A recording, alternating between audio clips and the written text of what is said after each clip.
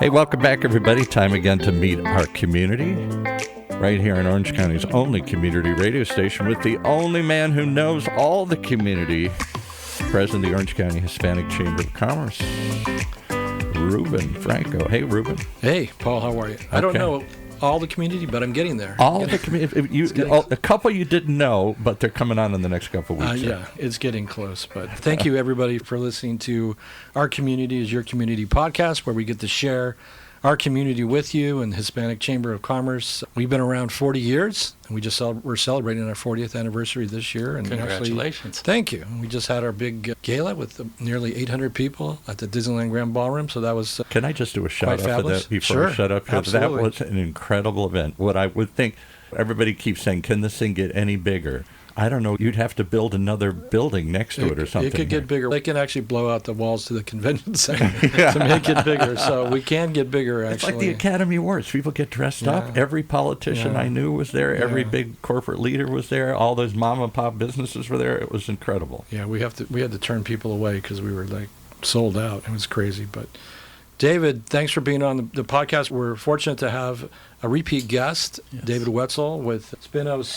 He was great last time talking about the issue of homelessness and what they focus on. And so, that puts a lot of pressure on him when you say he was great last time. He was. It was very eye-opening. Let's hope for a repeat performance. Very eye-opening for me because it's something that's near and dear to my heart. I work on a different level with the LA mission up on Skid Row. It keeps me involved in LA, where I grew up. But we're focused differently there than what David and Spin OC's focused on. And so let's bring it back where we were last time when we talked.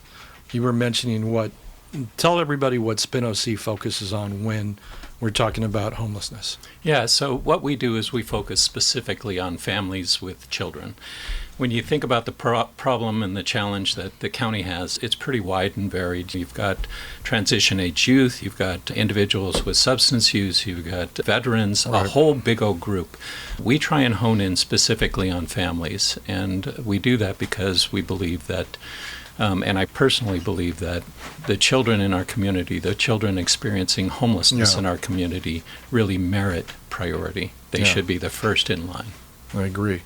So how many people are in that group that in Orange County? In Orange County, like I say, there's probably about 7,500 people experiencing homelessness. When we look at families, at last count, it's about 350 families. That constitutes about 700 kids who are within those families. Okay. They're in the backseat of a car, they're in an encampment, they're at a shelter, or they're simply living on the street. And so those are the folks we try and really pay attention to. And what's the effectiveness of, if you reach out, if today you were able to reach out to those 350 families and provide them services, what's the stickiness of them being able to get out of that?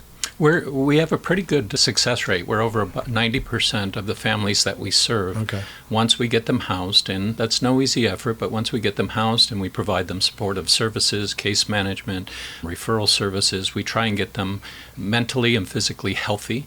We try and get them housed, and then we work with them on all the basics that you would imagine, budgeting and credit repair and transportation and all the things that maybe many of us take for granted, but for them are challenges. And when you say getting them housed, like what kind of housing are they getting? So we go to the free market. So we have connections with a whole bunch of landlords across the county, and when a family comes in, when we're matched with a family, we'll spend probably about 30 to 60 days just finding a place to live. They sign the lease, so we're not a party to that, and we backstop the rent. So we typically provide about 3 months or more worth of rent support. That gives them the time and space to get stable, to get settled, and then to put a little bit of money away. And then we work with them on how to work that budget going forward so that we know that they stay that way once we get them housed. Because one of the challenges is just putting down a deposit. When you're like that or in those circumstances, just scratching enough money to put a deposit down to even get to that point is challenging. Yeah, and if you think about working families and minimum wage, it's everything that a two-income family can do at minimum wage to even just make the rent. And Orange County, they're typically going to pay $2,500 or more a month just for a very basic place. Yeah, it's a challenge. And there's some misconception out there about what the primary causes of homelessness are in Orange County. And the biggest one is affordability. And I'm sure most folks out there probably can put their head around that. When it costs, I think the last number I saw was that it cost $349,000 in annual salary just to afford a house here in Orange County. Yeah. That's pretty astronomical. I was looking at we talk about fair market rent and income, and for a family to live just bare bones but comfortably with 4 people in the family, they got to be making $100,000 or more. And our clients typically aren't close to that. That's right. First step's getting them housed in a sense, and then you're helping them with also job placement sometimes and things like that. And how effective is getting them in a job? How hard is that, I guess? We're fortunate in that. We're fortunate in a few ways. And one way is that when the families come to us, they're pretty compelled, right? You want to take care of your kids. So for the most part, they're ready. They're connected. Many of them are working families, so many of them are already employed. Some of them have supplemental social services if they have a disability. So for the most part, we have some type of income for people coming in. And then we'll work, like you say, we'll work pretty diligently to try and help them find better placement, do career advancement, get a job if they need one, help them with transportation. Oftentimes these are folks who, for whatever reason, maybe they just had a medical issue, or maybe their car broke down, lost their job and found themselves in dire straits. But I think overall we're pretty effective. That's great. So 350, now are there more than that and you service 350, or what is the actual population of the 7,500 here in Orange County? So there are 350 families roughly that we service, and that constitutes about 1,000 people of the 7,000 total in the county. Okay. One of the things that we think about and worry about when I look at the kind of the publications that are out there for parsing out these populations, I rarely see families as a group. I see veterans as a group. I see transition agency individuals. And so that's one of the reasons why we focus so hard on families, is because I think they're often not the headline. They're not. More of encampments, obviously vets, which deserve to be taken care of, transition, foster youth. There's all these different groups. And I think what you guys focus on makes sense, right? This is what you do well.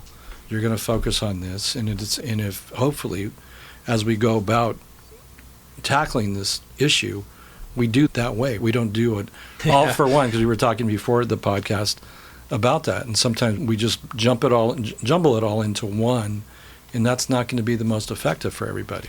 Yeah, and even when you look, so we work with the coordinated entry system, which is a county-run system that helps us keep track of everybody. Right. And even when you look at that list of hundreds of families, one of the challenges we face is the fact that once a family identifies themselves, they call somebody and say, look, we're unhoused, we need help. It's probably going to be a couple of months before anybody even can get back in touch with them in a meaningful way, and it's probably going to be somewhere between 5 and 18 months before they actually receive meaningful assistance. So we work hard at trying to, and we actually just introduced a new program, New Start Family Housing Program, where we're going to target folks within the first 120 days of experiencing homelessness. And the logic behind that, you can make an argument. The way that most of the HUD-funded programs work is it's the person who's been homeless experienced homelessness the longest. And that's certainly valid, and we've got organizations out there, lots of them, who are targeting that, and God bless them, right? But the challenge we have with that is you think about the trauma that those children are going to go through, and you think about what they're going to experience for that 5 or 6 or 8 or 12 months. Getting ready for school in the back of a car or in an encampment, not being able to invite kids over after school. Where am I going to do my homework? Kind of the normal day-to-day kid there's activities, right? There's all this stuff that there are all these basics that maybe many of us, certainly me, take for granted that these kids just don't have. And so we're trying to address that earlier and trying to basically minimize the trauma that those children experience. Yeah. And how are some of the youngest? So some are maybe newborns even? Yeah. I don't even... We've had mothers who've given birth in the program. Really? Not Yeah. literally in but, our place, but yeah, so we see lots of strollers, and the age variation is all the way across. We have everything from children who've just been born to teenagers and upcoming young adults. So we've got a broad spectrum. Okay. So that program's called New Start, right? New Start. Okay. And when you guys just started it. We just started, so it just Okay. launched this week. So it's taken us probably several months to put together and Okay. to frame, and we've now worked with the coordinated entry system and the continuum of care, and we launched it yesterday, Tuesday. Okay. And All right. so we're just starting to bring in our first clients. We just screened our first 3 clients yesterday, and here we go. So you'll have some data soon on the effectiveness of it and how you maybe have to tweak it or whatever you might need to do going forward. Yeah, the good news for us is we've had a program called GAP, the Guided Assistance to Permanent Placement, and we've been running that for decades, probably, 30 plus years. And that's been very effective, and it's been very successful over time. And so this was a change of focus for us that's one of the things we learned over time is how challenging it is as families become more and more acute as they spend more and more time experiencing homelessness. Right. Some of the logic with this is to try and go to the other side and try and get those families earlier and see if we can't help them sooner. Okay. Sounds good. You have a big event coming up. Why don't you tell us about this event? Yeah, absolutely. We have Help Them Home. So each year, we, along with about 25 other organizations in Orange County, as coordinated by the Orange County Community Foundation, all get together and do a one-day fundraiser. That fundraiser is next Wednesday, all day Wednesday. Every group is focused on reducing homelessness in Orange County, all of them. They're wonderful groups. It's everybody you can think of. It's United Way, it's Pathways to Hope, it's FAM, it's all these different groups who are all focused on different populations, but all with the same issue, eliminating homelessness in our community. And so we run this one-day fundraiser. You can go on to OC.org and donate for 24 hours from all day Wednesday and next Wednesday, the 22nd. Okay. And all of those funds go to these organizations really trying to do what has been a challenge, I think, for the county for many years, which is our hope, our goal as a community and as a group is to eliminate people experiencing homelessness. And how much money has been raised in the past for that one-day event? That one-day event typically raises over $1.5 million between all 25 organizations. Wow. It's probably, for us, it's probably about a quarter of our annual budget. So it's about 25% of everything we bring in for the year. Okay. Yeah. And what else do you do for Spin OC to raise money and what is that like? It's very probably similar to most organizations out there. Of course, we apply for a lot of different grants, Sure. private foundation grants. We do a gala every year. This year it's going to be on October 10th. Okay. And where's that going to be? That's going to be at the Hilton, right over by the airport, Orange County, or by South Coast Plaza. That you're going to have to give me some tips on how to boost that up because we typically have probably about 175 people attend that each year, and great, generous, and dedicated donors that we've had for years and years. Great supporters. Maybe you can help me get that up to 200. Yeah. So those are our 2 big fundraisers for the year, and then we just have a lot of folks who, on an ongoing basis, are dedicated to the work that we do and are generous to us and continue to help and donate on a regular basis. So you get private funding, but do you also get any federal or state money as well?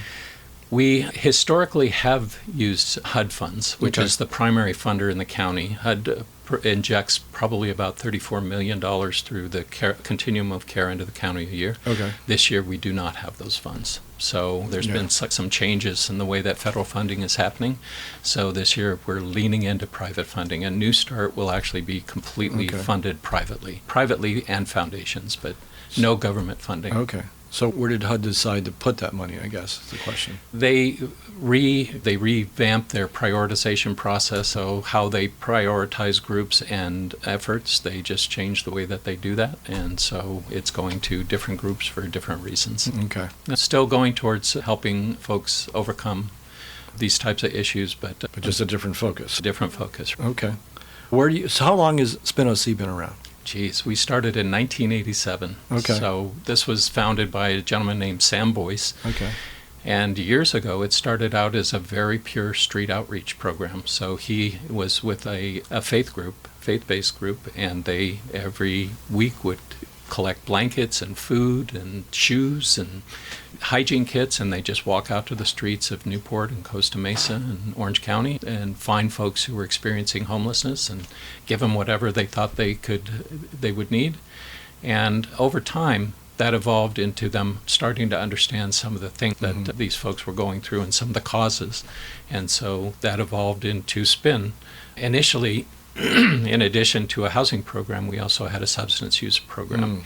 That kind of evolved, and our focus kind of narrowed. And when I think about strategy and what we should do as an organization, I think doing less better is the right way to go. And so over time, that's what we've done, is we've done less better and really honed in on families. And so that's where we are today. So how many people do you think were served back in 87?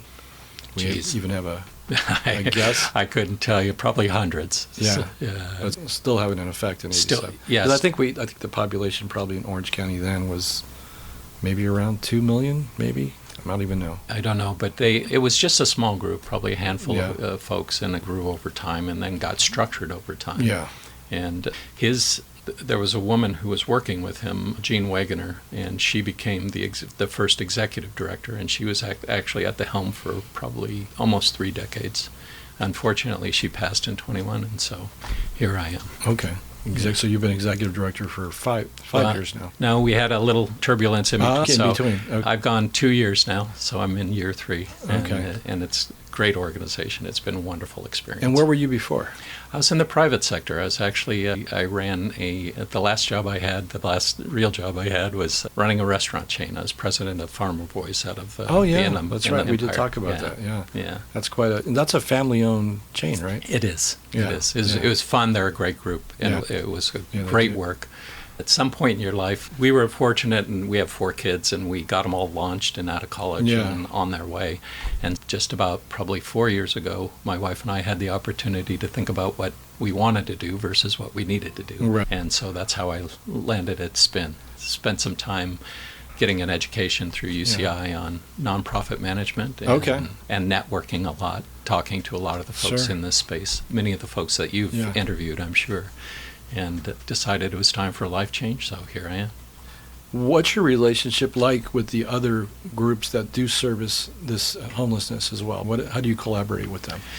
The continuum of care is the primary vehicle for that. So there's a whole group in the county who get together on a regular basis. They have a board and a very structured process, and it's all of these groups, all of these dozens of groups who are focused on ending homelessness.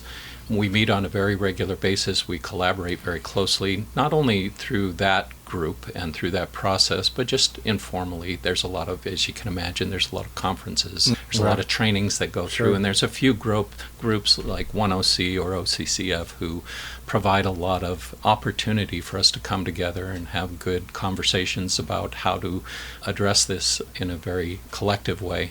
And I think for us ultimately to have an effect, a meaningful effect, it's going to take all of that, right? We need that kind of collective impact. Just 2 years ago, Samweli came out with a couple of very large grants with that understanding, where Samweli is a foundation who donates to these types of causes, and they came out with a really significant contribution to really help a collective impact, to help us all get and keep together and try and row in the right direction. Has there been a symposium or some kind of conference where we're bringing, I don't think I know United Way did one maybe 5-6 years ago. I went to it, but has there been something recently where we've talked about globally about homelessness here, at least in Orange County, right? Maybe not all of Southern California, but at least here in our backyard. There's not one that I can think of. I can't think of one. Yeah, either. Maybe it's time. It's time to do one. We could host it maybe downstairs at the Cove and have a discussion about. Yeah, because I think everybody has to pitch in, and I think we were talking about this earlier. Not everybody's passionate about homelessness, but maybe they're passionate about kids, or maybe it's cancer, or whatever it may be. But stick to it and keep helping out. Right? We need sticky donors and sticky advocates, and find your passion when it comes to that. But people who are passionate about this, maybe we do need to get together and talk about it globally, how we can come together and work together to make a significant impact here in Orange County. And I think there's a good amount of brilliance to that, right? I think, and we were talking about this a little earlier, I think that a lot of folks think of giving of their time or their wealth as an event. And I think it would be very helpful for all of us as a community, whatever your passion, to think of it more as a dedication, as a kind of life work. And whether you get involved in a board of a nonprofit or whether you give because you have the means to do that or whether you volunteer, all of those things are great ways to really help address a significant issue. And I think the more we think as a community about this as a process and less as an event, I think the better off we are. Yeah, we want to be less transactional and more dedicated to the process in the community itself. Absolutely. How big is your board of directors? Our board is only 10 people. Okay. And they're a wonderful group. They've been dedicated to us for a long time. We have a couple of even founding members, I believe. And our team is small.